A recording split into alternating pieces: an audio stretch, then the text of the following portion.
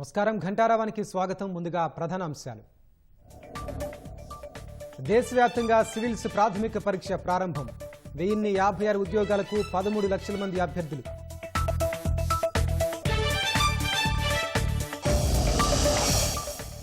ORR యూనిట్గా విపత్తు నిర్వహణ పటిష్టం చేయాలన్న సీఎం. అధికారులంతా అప్రమత్తంగా ఉండాలని ఆదేశం.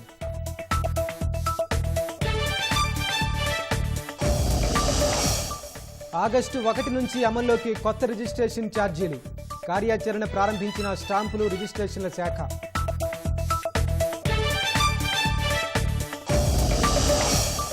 పెట్టుబడులు ఆర్థిక కారిడార్లకు ఊతమివ్వాలని నిర్ణయం. ఇండో పసిఫిక్ అభివృద్ధికి కట్టుబడి ఉన్నామని G7 ప్రకటన.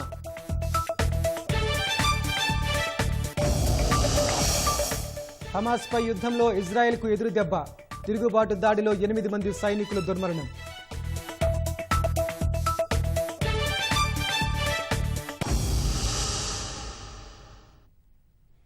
దేశవ్యాప్తంగా యూపీఎస్సీ నిర్వహిస్తున్న సివిల్స్ పరీక్ష ప్రారంభమైంది. 1056 ఉద్యోగాల కోసం దేశవ్యాప్తంగా సుమారు 13 లక్షల మంది అభ్యర్థులు దరఖాస్తు చేసుకున్నారు.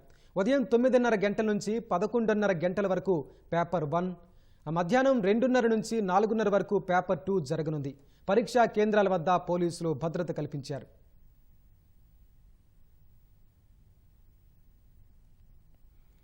రాష్ట్రంలో ఆగస్టు 1 నుంచి కొత్త రిజిస్ట్రేషన్ ఛార్జీలు అమల్లోకి తెచ్చేలా అధికార యంత్రాంగం కసరత్తు చేస్తోంది. జూలై 1న కొత్త ఛార్జీలను ప్రాథమికంగా ఖరారు చేయనున్న స్టాంపులు రిజిస్ట్రేషన్ల శాఖ 20 రోజుల పాటు వివిధ వర్గాల నుంచి అభ్యంతరాలు, సలహాలు స్వీకరించనుంది. భూముల మార్కెట్ విలువ సవరణలో తీసుకోవాల్సిన చర్యలపై సబ్ రిజిస్ట్రార్లకు మార్గదర్శకాలు జారీ చేశారు. రాష్ట్రంలో ఆగస్టు 1 నుంచి వ్యవసాయేతర భూములు, స్థిరాస్తుల కొత్త రిజిస్ట్రేషన్ల ఛార్జీలు అమల్లోకి రానున్నాయి.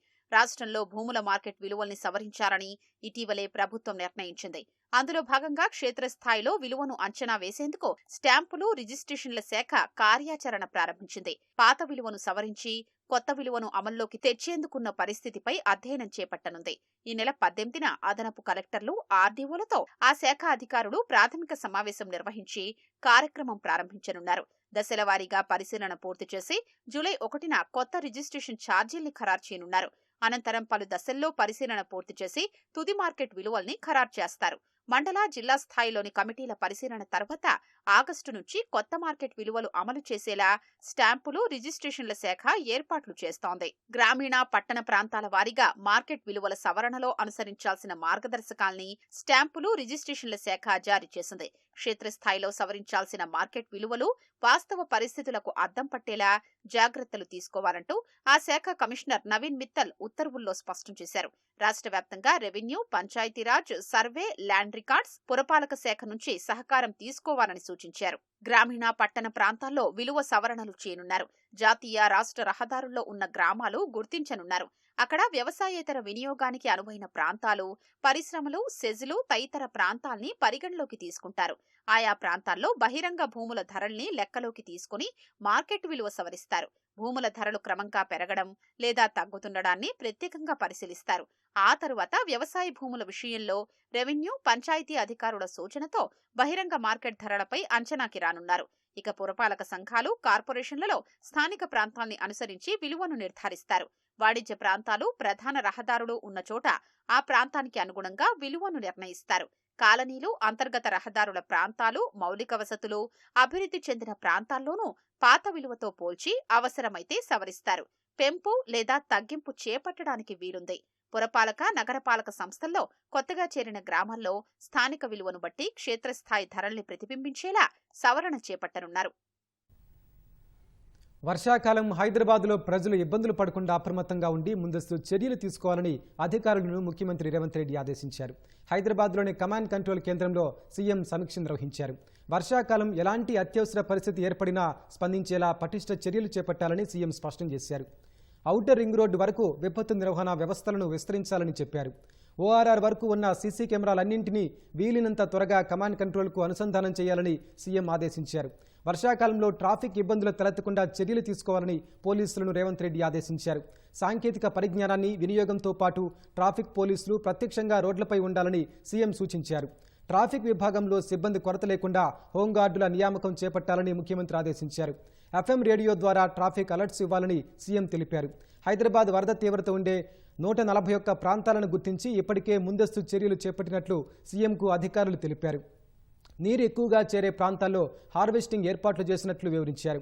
కమాండ్ కంట్రోల్ను సీఎంతో పాటు ఉప ముఖ్యమంత్రి మల్లు భట్టి విక్రమార్క, మంత్రులు ఉత్తమ్ కుమార్ రెడ్డి, పొంగులేటి శ్రీనివాస్ రెడ్డి, దుద్దిళ్ల శ్రీధర్ బాబు, పొన్నం ప్రభాకర్ సందర్శించి ఏర్పాట్లను పరిశీలించారు. గొర్రెల పంపిణీ పథకం కుంభకోణంలో ఎన్ఫోర్స్మెంట్ డైరెక్టరేట్ దర్యాప్తుతో సూత్రధారుల్లో గుబులు రేపుతోంది. సుమారు 700 కోట్లు దారిమళ్లినట్లు అవినీతి నిరోధక శాఖ గుర్తించిన నేపథ్యంలో ఈడీ రంగంలోకి దిగి ఆ సొమ్ము అంతిమ లబ్ధిదారులను గుర్తించేందుకు వేట మొదలుపెట్టింది. ఈ క్రమంలో బినామీ ఖాతాల్లోని లావాదేవీలే కీలకం కానున్నాయి. ఈడీ అధికారులు ఎన్ఫోర్స్మెంట్ కేస్ ఇన్ఫర్మేషన్ రిపోర్టు నమోదు చేసి వివరాలు సేకరిస్తుండటంతో ఈ లావాదేవీలే నిందితుల మెడకు ఉచ్చు బిగించనున్నాయనే అభిప్రాయాలు వ్యక్తమవుతున్నాయి. ఈ కుంభకోణంలో ఇప్పటి వరకు 10 మంది నిందితులను గుర్తించి 8 మందిని అరెస్టు చేసింది. దారిమళ్లిన సొమ్ములో వీరు వాటాదారులు మాత్రమేనని తేలింది. మిగిలిన సొమ్ము ఎవరి జోబులోకి వెళ్లిందని తేల్చడంపైనే ఈడీ దృష్టి సారించింది. ఈ క్రమంలో ఇప్పటికే గొర్రెల కొనుగోలుకు మంజూరు చేసిన సొమ్ము ఎవరి ఖాతాల్లోకి వెళ్లిందనే సమాచారం సేకరించే పనిలో నిమగ్నమైంది. ఆహారం సరఫరా చేసే హోటళ్లు, బేకరీలు, రెస్టారెంట్లతో పాటు హాస్టళ్లు, రెసిడెన్షియల్ పాఠశాలలు ఫుడ్ సేఫ్టీ అథారిటీ లైసెన్సు తీసుకోవాలని వైద్యారోగ్య శాఖ మంత్రి దామోదర రాజనరసింహ స్పష్టం చేశారు. సచివాలయంలో ఫుడ్ సేఫ్టీపై ఉన్నత స్థాయి సమీక్షించిన దామోదర రాజనరసింహ విద్యార్థుల ఆరోగ్యంతో చెలగాటమాడితే ఉపేక్షించేది లేదన్నారు. ఫుడ్ సేఫ్టీ నిబంధనలు, నాణ్యత పాటించకపోతే కఠిన చర్యలు తీసుకోవాలని అధికారులకు స్పష్టం చేశారు. ప్రతిరోజు సుమారు 200 శాంపిల్స్ సేకరించి మొబైల్ ఫుడ్ ల్యాబ్స్లో పరీక్షలు నిర్వహించాలని ఆదేశించారు. జీహెచ్ఎంసీ పరిధిలో ఆహార భద్రతా అధికారుల పనితీరుపై మంత్రి దామోదర అసంతృప్తి వ్యక్తం చేశారు. నాణ్యమైన ఆహార పదార్థాలు అందించడంలో దేశంలోని అన్ని రాష్ట్రాలకు తెలంగాణ ఆదర్శంగా ఉండాలన్నారు. అధికారులు నిరంతరం పర్యవేక్షిస్తూ ఆకస్మిక తనిఖీలు చేయడంతో పాటు అవగాహన సదస్సులు నిర్వహించాలని దామోదర రాజనరసింహ సూచించారు. సమాజంలో రాజ్యాంగం తదితర అంశాలపై చర్చ జరగాల్సిన అవసరం ఉందని అనేక పర్యాయాలు ప్రస్తావించినట్లు సుప్రీంకోర్టు మాజీ న్యాయమూర్తి జస్టిస్ బి సుదర్శన్ రెడ్డి పేర్కొన్నారు. ప్రముఖ న్యాయ నిపుణులు మాడభూషి శ్రీధర్ రచించిన భారత రాజ్యాంగ పీఠిక పుస్తకాన్ని హైదరాబాద్ బాగలింగంపల్లిలోని సుందరయ్య విజ్ఞాన కేంద్రంలో జస్టిస్ సుదర్శన్ రెడ్డి, ప్రముఖ పాత్రికేయులు కె రామచంద్రమూర్తి, ఆచార్య హరగోపాల్ తదితరులు ఆవిష్కరించారు. అంబేద్కర్ భారత రాజ్యాంగాన్ని రచించారని, రాజ్యాంగ నిర్మాణంలో కూడా ఆయన కీలక పాత్ర ఉందని జస్టిస్ సుభాష్ రెడ్డి తెలిపారు. జ్ఞానం దేశానికి, ప్రాంతానికి పరిమితం కాదని, విలువలు సార్వజనికమైనవని, చరిత్ర గమనంలో విలువలు మారుతూ ఉంటాయని ఆచార్య హరగోపాల్ పేర్కొన్నారు. రచన వేరు, నిర్మాణం వేరు అనేటువంటి ఒక చర్చకు కొంత ఆ చర్చను ప్రజల్లోకి తెచ్చే ప్రయత్నం పుస్తకం ద్వారా నాకు అనిపించింది ఏమిటంటే, అంబేద్కరే రచయిత, అంబేద్కరే రాజ్యాంగ నిర్మాతలలో ప్రముఖ. సంభాషించండి, కాన్వర్సేషన్, ప్రవచనాలు చాలా అయిపోయింది, మెసేజెస్ చాలా అయిపోయింది. సందేశాలు ఎక్కడున్నవరా అంటే ఎక్కడున్న గొంగ ఎక్కడ. భారతీయ జనతా పార్టీకి 400 సీట్లు వస్తే ఇవాళ ఈ సభ జరిగేదో లేదో కూడా తెలియదు. అలాంటి ఒక భయానకమైన పరిస్థితి మనం ఎదుర్కొన్నాం. రాజ్యాంగము, రాజ్యాంగ స్పిరిట్, రాజ్యాంగంలో ఉండే పద్ధతి ఇదంతా పాశ్చాత్య దేశాల నుంచి మనం తీసుకున్నాం. మన దేశ సంస్కృతికి కానీ, మన దేశ చరిత్రకు కానీ, మన దేశ వారసత్వానికి కానీ దీంతో ఏం సంబంధం లేదు. ఈ రాజ్యాంగానికి సంబంధం లేదు. ఇది పాశ్చాత్య రాజ్యాంగం, ఇవి మన విలువలు కావు అనేటువంటి ప్రశ్న ఆయన డిబేట్లో ఇది రేజ్ చేశారు. అప్పుడు నేను మాట్లాడుతున్న ఏంటంటే, రామాధవ్ గారు కూడా మాట్లాడారు, చర్చ జరిగింది. జ్ఞానం అనేది దానికి హద్దులు వేళలు ఉండవు. జ్ఞానానికి విస్తృతంగా, అలాగే మానవ విలువలు అవి కేవలము ఒక దేశానికో ఒక ప్రాంతానికో కాదు. విలువలు సార్వజనీనమైన విలువలు ఉంటాయి. గమనంలో విలువలు మారుతుంటాయి. రాష్ట్ర అస్తిత్వానికి, సంస్కృతి సంప్రదాయాలకు ప్రతీకగా నిలిచే బోనాల పండుగను ఈ ఏడాది జూలై 7 నుంచి 29 వరకు అత్యంత వైభవంగా నిర్వహించేలా ప్రభుత్వం ఏర్పాట్లు చేస్తోంది. జీహెచ్ఎంసీ పరిధిలోని హైదరాబాద్, రంగారెడ్డి, మేడ్చల్, మల్కాజ్గిరి జిల్లాల్లో బోనాల జాతర నిర్వహణపై మంత్రి కొండా సురేఖ సమీక్షా సమావేశం నిర్వహించారు.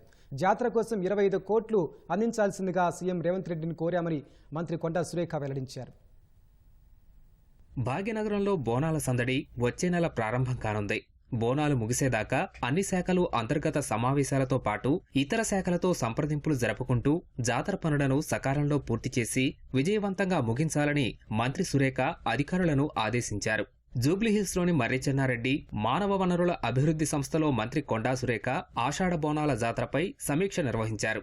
బోనాల జాతరకు తెలంగాణలోని పలు జిల్లాల నుంచే కాకుండా పక్క రాష్ట్రాల నుంచి ప్రజలు పెద్ద ఎత్తున తరలివస్తారని, అదనపు బస్సులు కేటాయించాలని రవాణా శాఖ మంత్రి పొన్నం ప్రభాకర్కు మంత్రి సురేఖ విజ్ఞప్తి చేశారు. బస్టాండ్లలో తాగునీరు, చిన్నారులకు ఆహారం, వైద్య సదుపాయం కల్పించేలా కార్యాచరణ రూపొందించాలని అధికారులను ఆదేశించారు. అంబారీపై అమ్మవారి ఊరేగింపు కోసం కర్ణాటక నుంచి ఏనుగును తీసుకొస్తున్నట్లు మంత్రి కొండా సురేఖ తెలిపారు. హెల్త్ డిపార్ట్మెంట్ వాళ్ళకు కూడా డైరెక్షన్స్ ఇవ్వడం జరిగింది. పోలీస్ డిపార్ట్మెంట్ వాళ్ళకు కూడా అన్ని చోట్ల కూడా సరి అయిన బందోబస్తు ఏర్పాటు చేసి ఎక్కడ వచ్చే భక్తులకు ఇబ్బంది కలగకుండా మళ్ళీ ఇంటికి వెళ్లే విధంగా వాళ్ళను చూసుకోమని చెప్పడము. అదేవిధంగా మెట్రో సేవలు కూడా అందించాలి, ఎక్స్ట్రా మెట్రో ట్రైన్స్ నడిపించాలని చెప్పి కూడా వారికి చెప్పాము. అదేవిధంగా అడ్వర్టైజ్మెంట్ కూడా పెద్ద ఎత్తున చేపట్టి ఈసారి భక్తులు ఎక్కువగా వచ్చేటువంటి అవకాశం ఉన్నది. ఎందుకంటే ఉచిత బస్సు సౌకర్యం ఉంది కాబట్టి, పెద్ద ఎత్తున భక్తులు వచ్చే అవకాశం ఉంది కాబట్టి ఆ క్రౌడ్ కంట్రోలింగ్ మేనేజ్మెంట్ కూడా చేయాలని చెప్పడం జరిగింది. వర్షాకాలం దృష్ట్యా విపత్తు నిర్వహణ విభాగం వేగంగా స్పందించాలని అధికారులను మంత్రి సురేఖ ఆదేశించారు. అగ్నిమాపక శాఖ కేవలం తమ సిబ్బందికే కాకుండా వాలంటీర్లకు శిక్షణ ఇచ్చి ఆలయాల వద్ద సేవల కోసం వినియోగించుకోవాలని సూచించారు. మహిళలు పెద్ద ఎత్తున జాతరలో పాల్గొంటారు కాబట్టి షీ టీమ్స్ అనుక్షణం అప్రమత్తంగా వ్యవహరించాలని పోలీస్ శాఖకు సూచించారు. దేవాలయ కమిటీలతో త్వరలోనే సమావేశం నిర్వహించి జాతర ఏర్పాట్లను సమీక్షిస్తామని సురేఖ స్పష్టం చేశారు. జాతర పనులు వీలైనంత వేగంగా చేసి విజయవంతంగా పూర్తి చేయాలని అధికారులను మంత్రి ఆదేశించారు. గతంలో ఒక 15 కోట్లు ఇచ్చుకుంటూ పోతే అరకొర సౌకర్యాలు ఉండడం వలన కొంత భక్తులు ఇబ్బంది పడ్డారు. ఈసారి ఆ విధంగా భక్తులు ఇబ్బంది పడకుండా సీఎం గారు నోటీస్కి తీసుకెళ్లి వారిని ఇంకా అదనపు ఫండ్ ఇవ్వాలని కోరడం జరుగుతుంది. వారు ఆదేశించిన మేరకు ఈరోజు మీటింగ్ మేము కండక్ట్ చేసి మంచి ఆలోచనతోటి ప్రజలను మరి మంచిగా వచ్చి వెళ్లే విధంగా చూసుకోవడం కోసం మేము ఈ కార్యక్రమాన్ని నిర్వహించాము. సీఎం గారి ఆదేశాలతోటి తప్పకుండా ఈ బోనాల పండుగను అందరం కలిసి విజయవంతం చేస్తామని తెలియజేస్తున్నాం. 28 దేవాలయాల్లో 9 చోట్ల మంత్రులు, మిగిలిన చోట్ల దేవాదాయ శాఖ అధికారులు, ప్రజాప్రతినిధులు ప్రభుత్వం తరపున పట్టు వస్త్రాలు సమర్పించనున్నట్లు మంత్రి కొండా సురేఖ తెలిపారు. జూలై 21న సికింద్రాబాద్ ఉజ్జయిని మహంకాళి అమ్మవారికి బోనాలు సమర్పించనున్నట్లు చెప్పారు. జూలై 29న శ్రీ అక్కన్న మాదన్న ఆలయంలో అంబారిపై ఊరేగింపు ఉంటుందని కొండా సురేఖ వెల్లడించారు. పిల్లలు తమకన్నా గొప్పగా ఎదగాలని, ఉన్నత స్థానాల్లో ఉండాలని తల్లిదండ్రులు అందరూ కోరుకుంటారు. అలాంటి ఒక తండ్రి ఆశయం నెరవేరి ఐఏఎస్ సాధించిన కుమార్తె తాను చేస్తున్న చోటుకే శిక్షణ కోసం అడుగు పెడితే ఎలా ఉంటుంది? సినిమాల్లో కనిపించే ఇలాంటి దృశ్యం శనివారం హైదరాబాద్లోని రాష్ట్ర పోలీస్ అకాడమీలో ఆవిష్కృతమైంది. 7 ప్రొబేషనరీ ఐఏఎస్లు శిక్షణలో భాగంగా పోలీస్ అకాడమీని సందర్శించారు. ఆ బృందంలోని ఉమాహారతి తండ్రి వెంకటేశ్వర్లు పోలీస్ అకాడమీలో డిప్యూటీ డైరెక్టర్గా విధులు నిర్వహిస్తున్నారు. ఐఏఎస్ అయిన కుమార్తెకి వెంకటేశ్వర్లు పుష్పగుచ్చం అందించి సెల్యూట్ చేయగా వారి మోముపై చిరు మందహాసం విరిసింది. ఆదివారం ఫాదర్స్ డే జరుపుకుంటున్న తరుణంలో ఒకరోజు ముందు ఈ ఘటన జరగడం విశేషం.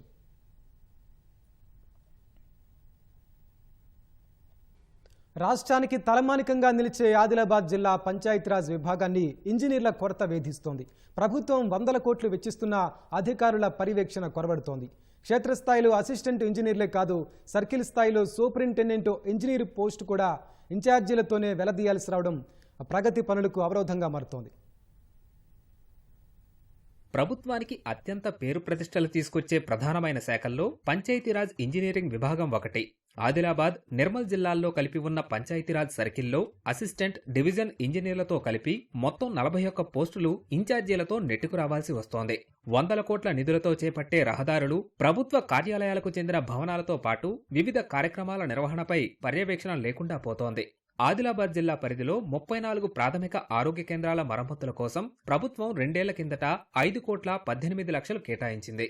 ఇప్పటికే మరమ్మతులు పూర్తి చేసి వైద్యారోగ్య శాఖకు అప్పగించాల్సి ఉన్నా పంచాయతీరాజ్ అధికారులు పట్టించుకోవడం లేదు.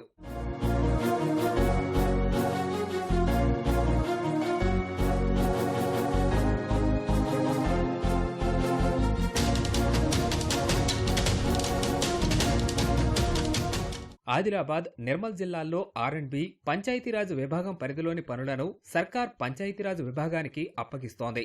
టెండర్ ప్రక్రియంతా ఆన్లైన్లో జరుగుతున్నా క్షేత్రస్థాయిలో పనుల నిర్వహణ పర్యవేక్షించే వ్యవస్థ లేకపోవడంతో నాణ్యతా ప్రమాణాలపై అనుమానాలు వ్యక్తమవుతున్నాయి. ఈ ఆదిలాబాద్ జిల్లాలో రోడ్డు వ్యవస్థ మొత్తం కుంటుపడిపోయింది. ఈ పంచాయతీరాజ్ శాఖకు ఎస్టాండర్డ్ తెలియాలి. మరి R&B రోడ్లు మరి పంచాయతీరాజ్ శాఖ పోతున్నాయా, పంచాయతీరాజ్ శాఖకు R&B శాఖ రోడ్లు పోతున్నాయా? ఏ రోడ్డు ఎటుబాగు పోతున్నదో పబ్లిక్ అంతు చిక్కడం లేదు, ఇటు అధికారులకు అంతు చిక్కడం లేదు. ఈ వర్షాకాలం వచ్చేసరికి ఎక్కడ రోడ్లు అక్కడనే డ్యామేజ్ అవుతున్నాయి, గుంతలు మారుతున్నాయి. అసలు ఈ డబ్బులు సుఖ ఎవరు చూసుకుంటున్నారు, ఎవరి ఆధీనంలో ఉంటున్నాయి? ప్రభుత్వం కానీ పై అధికారులు ఎవరైనా సుఖ చొరవ తీసుకోవాలని, ముందంజలు నడిపించాలని కోరుతున్నారు. పంచాయతీరాజ్ వ్యవస్థల రాష్ట్రం లెవెల్ ఖాళీలు బాగానే ఉన్నాయి. మరి గత ప్రభుత్వం పట్టించుకోకుండా ఖాళీలు పూర్తి చేయలే. కనీసము ఇప్పుడైనా కాంగ్రెస్ ప్రభుత్వం పట్టించుకొని పంచాయతీరాజ్లో ఉన్నటువంటి ఖాళీలన్నీ భర్తీ చేయాలని చెప్పి డిమాండ్ చేస్తున్నాము. పంచాయతీరాజ్లలో ఆఫీసర్లు లేక ఖాళీలు ఉండడం వల్ల అక్కడక్కడ నడుస్తున్నటువంటి పనులు కూడా నాణ్యత లోపిస్తున్నది. దాంతోపాటు ఏదైతే సకలంలో సరైన టైంలో పని జరగాలనో పని జరుగుతలేదు. ఒక్కొక్కరికి 3-4 ఇన్ఛార్జీలు ఇస్తున్నారు. కాబట్టి తప్పకుండా ఆ ఖాళీలన్నీ కూడా భర్తీ చేయాలని చెప్పి కోరుతున్నాం. పంచాయతీరాజ్ అధికారులు మాత్రం ఖాళీల విషయాన్ని బయటపెట్టట్లేదు. అభివృద్ధి పనుల్లో కొంత జాప్యం జరుగుతున్నా నాణ్యతా ప్రమాణాలపై రాజీ పడబోమని చెబుతున్నారు. ఆదిలాబాద్ పంచాయతీరాజ్ ఇంజనీర్స్ డిపార్ట్మెంట్ ద్వారా పబ్లిక్ హెల్త్ సెంటర్ రిపేర్స్ మరియు న్యూ కన్స్ట్రక్షన్ కోసం కొన్ని శాంక్షన్ అయినాయి. దాని తాలూకా 2 PSC ఫుల్ షేప్లో శాంక్షన్ అయినాయి. 16 ఏమో రిపేర్స్ శాంక్షన్ అయినాయి. దానిలో కొన్ని సగం కంప్లీట్ అయినాయి, కొన్ని వివిధ స్టేజ్లో ఉన్నాయి. అది కూడా త్వరలోనే మేము పూర్తి చేయడానికి ట్రై చేస్తాము. క్వాలిటీ పరంగా ఎక్కడైనా ఏమైనా డిఫిసిట్ ఉంటే మేము ఆ నోటీసులు తీసుకురండి, మేము దాని మీద నోటీస్ ఇష్యూ చేసి వాళ్ళు రెక్టిఫై చేయడానికి ట్రై చేస్తాం. రాష్ట్ర మంత్రిమండలిలో అన్ని జిల్లాలకి ప్రాతినిధ్యం ఉన్నా ఉమ్మడి ఆదిలాబాద్ జిల్లాకి స్థానం లేదు. అందువల్లే జిల్లా సమస్యల్ని ప్రభుత్వానికి నివేదించడంలో నాయకత్వ లోపం ప్రస్ఫుటంగా కనిపిస్తోందన్న అభిప్రాయం వ్యక్తమవుతోంది. కోట్లాది రూపాయల విలువ చేసే పంచాయతీరాజ్ విభాగంలో అధికారుల పర్యవేక్షణ లేకపోవడంతో పారదర్శకత కొరబడుతుంది. ప్రభుత్వం స్పందించి ఖాళీలను భర్తీ చేయనట్లయితే రాష్ట్రంలోనే విసిరేసినట్లు ఉండే అడవుల జిల్లాకు మరింత అన్యాయం చేసినట్లే అవుతుంది. కెమెరామెన్ కిరణ్తో మణి, ఈటీవీ న్యూస్, ఆదిలాబాద్. ఇంటర్నెట్ వినియోగంలో తగిన జాగ్రత్తలు తీసుకోవడం వల్ల సైబర్ నేరాల బారిన పడకుండా ఉండొచ్చని FN సైబర్ సంస్థ వ్యవస్థాపకుడు శంషీర్ ఖాన్ తెలిపారు. ఫేస్బుక్, ఇన్స్టాగ్రామ్, ట్విట్టర్ ఖాతాదారులు ప్రైవసీ విషయంలో అప్రమత్తంగా ఉండాలని, తెలిసిన వాళ్లు మాత్రమే పోస్టింగ్లను చూసే విధంగా సెట్టింగ్స్ పెట్టుకోవాలని ఆయన సూచించారు. FN సైబర్ సంస్థ ఆధ్వర్యంలో విద్యార్థులకు, ప్రైవేట్ సంస్థల్లో పనిచేసే ఉద్యోగులకు అవగాహన కల్పిస్తున్నట్లు ఆయన తెలిపారు. ఈ ఏడాది ఏప్రిల్ వరకు 1750 కోట్ల రూపాయలను సైబర్ నేరగాళ్లు కొల్లగొట్టారని, ఆన్లైన్ ట్రేడింగ్, పెట్టుబడుల పేరుతో అమాయకుల నుంచి డబ్బులు కొల్లగొడుతున్నారని శంషీర్ ఖాన్ తెలిపారు. ఇంటర్నెట్ మీద మనం బ్రౌజింగ్ చేస్తున్నప్పుడు మన ఇన్ఫర్మేషన్, మన phone numbers, date of birth, name, address ఇవన్నీ ఎంత తక్కువ అయితే అంత మంచిది. బ్రౌజర్స్ మీద ట్రాకర్స్ ఉంటాయి, ట్రాకర్స్ అన్నీ ఆఫ్ చేయండి. మొబైల్ మీద ట్రాకర్స్ ఉంటాయి, ఆఫ్ చేయండి. ఆఫ్ చేయడం వల్ల ఏంటంటే మీ ఇన్ఫర్మేషన్ కొంతవరకు అయినా సరే మీకు సెక్యూర్గా ఉండేది. సిమిలర్లీ ల్యాప్టాప్స్ మీద కానీ, డెస్క్టాప్స్ మీద కానీ ఎక్కడైతే ఎంతవరకు అయితే మీరు సెక్యూర్ చేయడానికి కానీ ప్రయత్నిస్తారో, యాంటీవైరస్ కానీ, మాల్వేర్ కానీ డౌన్లోడ్ చేయకండి. మీకు తెలియని డౌన్లోడ్ సైట్కి వెళ్ళి మాత్రం అస్సలు డౌన్లోడ్ చేయకండి. డౌన్లోడ్ చేసుకున్న తర్వాత ఉపయోగం అయిపోయిన తర్వాత, యూజ్ చేసుకున్న తర్వాత అది డిలీట్ చేసేయండి. సిస్టమ్స్ కంటిన్యూస్గా అప్డేట్ చేసుకుంటే పాస్వర్డ్స్ ఉంటాయి కదా, కాన్స్టెంట్గా అప్డేట్ చేస్తుండండి, చేంజ్ చేస్తుండండి. 2 ఫ్యాక్టర్ అథెంటికేషన్ అని, మల్టీ ఫ్యాక్టర్ అథెంటికేషన్ అని ఉంటుంది, అది అప్డేట్ చేసుకుంటుండండి. సో ఈ కంటిన్యూస్గా ఒకదాని తర్వాత ఉదాహరణ చేసుకుంటే over a period of time మన అవగాహన పెరుగుతుంది, మన సెక్యూర్ స్టేటస్ ఆఫ్ అఫైర్స్, మన ఇన్ఫర్మేషన్ గురించి తెలుస్తుంది. ప్రపంచ స్థాయి పెట్టుబడులు, మౌలిక సదుపాయాల అభివృద్ధిలో భాగస్వామ్యం మరింత విస్తృతమయ్యేందుకు కలిసి పనిచేయాలని G7 దేశాలు నిర్ణయించాయి. నియమబద్ధ పాలనపై ఆధారపడి ఎలాంటి ఆంక్ష లేని ఇండో పసిఫిక్ ప్రాంతం కోసం తామంతా కట్టుబడి ఉంటామని ఉద్ఘాటించాయి. భారత్, పశ్చిమాసియా, ఐరోపా, ఐమెక్ ఆర్థిక నడువ వంటి వాటి ద్వారా మౌలిక సదుపాయాల వృద్ధిని ప్రోత్సహిస్తామని ప్రకటించాయి. ఇటలీలోని అపులియాలో బోర్గో ఇగ్నాజియా విలాసవంత రిసార్టులో ముగిసిన G7 కూటమి శిఖరాగ్ర సమావేశాలను పురస్కరించుకుని ఈ మేరకు ప్రకటన విడుదల చేశాయి. నాణ్యమైన మౌలిక సదుపాయాలు, చక్కని పెట్టుబడుల ద్వారా ఐమెక్ వంటి వేరువేరు కారిడార్లను ముందుకు తీసుకెళ్తామని పేర్కొన్నాయి. దీంతో పాటు EU గ్లోబల్ గేట్ వేను నిర్మిస్తామని తెలిపాయి. కృత్రిమ మేధ వ్యవస్థలను సభ్య దేశాలు పరస్పరం వాడుకునేలా ప్రయత్నాలు ముమ్మరం చేస్తామని వెల్లడించాయి. రష్యాపై పోరులో ఉక్రెయిన్కు పూర్తి బాసటగా నిలుస్తామని G7 కూటమి ప్రకటించింది. దీర్ఘకాలం నుంచి పోరులో ప్రస్తుత భవిష్యత్ అవసరాలను తీర్చేందుకు ఈ ఏడాది చివరి నాటికి సుమారు 4.17 లక్షల కోట్ల రుణాలను సమకూరుస్తామని తెలిపింది. దక్షిణ గాజాలో హమాస్పై విరుచుకుపడుతున్న ఇజ్రాయెల్కు ఎదురుదెబ్బ తగిలింది. సైనిక కాన్వాయ్పై హమాస్ చేసిన దాడిలో 8 మంది సైనికులు మృతి చెందారు. ఈ విషయాన్ని ఇజ్రాయెల్ డిఫెన్స్ ఫోర్సెస్ IDF ధృవీకరించింది. రఫాలోని టెల్ సుల్తాన్ పరిసరాల్లో శుక్రవారం రాత్రి ఆపరేషన్ నిర్వహించి దాదాపు 50 మంది మిలిటెంట్లను మట్టుబెట్టిన IDF దళాలు విశ్రాంతి తీసుకోవడానికి వెళ్తుండగా ఈ దాడి జరిగినట్లు తెలుస్తోంది. జనవరి తర్వాత గాజా పోరులో ఇంతమంది సైనికులను ఒకే దాడిలో ఇజ్రాయెల్ కోల్పోవడం ఇదే తొలిసారి. జనవరిలో 21 మంది సైనికులు మృతి చెందారు. తాజా దాడి ఎలా జరిగిందన్న విషయాన్ని ఇజ్రాయెల్ సైన్యం వెల్లడించలేదు. 8 మంది సైనికుల్లో ఒకరి పేరు కెప్టెన్ వసీం మహమ్మద్ అని IDF ప్రకటించింది. కోరలు చాచిన కాలుష్య కారకం నుంచి పర్యావరణాన్ని రక్షించడమే లక్ష్యంగా Umar Ali Shah rural development trust Hyderabad necklace road అవగాహన పరుగు నిర్వహించింది. సంజీవయ్య పార్క్ నుంచి జలవిహార్కు చేపట్టిన 5K రన్ ఫర్ గ్రీన్ పరుగును ట్రస్ట్ చైర్మన్ శ్రీ విశ్వ విజ్ఞాన విద్యా ఆధ్యాత్మిక పీఠం పీఠాధిపతి ఉమర్ అలీ షా జెండా ఊపి ప్రారంభించారు. పర్యావరణం పరిరక్షణే ప్రధాన లక్ష్యంగా వన సంపదను పెంచడమే ప్రధాన ధ్యేయంగా మహోత్తరమైన కార్యక్రమాన్ని చేపట్టినట్లు ఉమర్ అలీ షా తెలిపారు. ప్రతి ఒక్కరూ మొక్కను నాటాలని పిలుపునిచ్చారు.